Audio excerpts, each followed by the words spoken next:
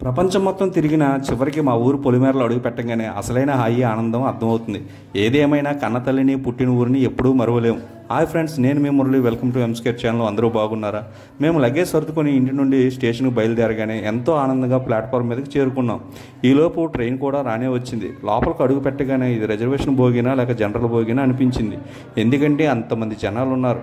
అడుగు తీసి అడుగు వేయడానికి కూడా ఖాళీ లేదు, నడవడానికి కూడా ఖాళీ అస్సలు లేదు. ఎలాగోలో సీట్ల దగ్గరికి చేరుకున్నాం. మా సీట్లో ఉన్న వాళ్ళని ఖాళీ చేపించి సీట్లో కూర్చొని హాయిగా నిద్రపోయాం. ఈలోపు తెల్లవారుజాము అయింది. మా ఊరు దగ్గరలోకి చేరుకున్నాం. ఆ గాలిలో వాసన, మట్టిలో పరిమళం మనసుని ఎంతగానో హత్తుకున్నాయి.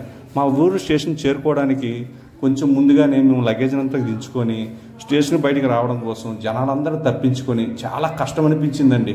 జనాలందరూ తోసుకొని తప్పించుకొని ఎలాగోలా బయటికి దిగామండి. దిగగానే మా లగేజ్ అంతా చూసుకున్నాం.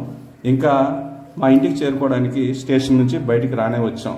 రాగానే ఆటో వాడికి బేరమాడి మా ఇంటికి ఎంత తీసుకుంటామని అడిగితే 100 రూపాయలు అని అడిగాడు. సర్లే అని చెప్పేసి 100 రూపాయలు ఇచ్చి ఇంకా ఆటోలో కూర్చొని మా ఊరు బయలుదేరుతున్నాం.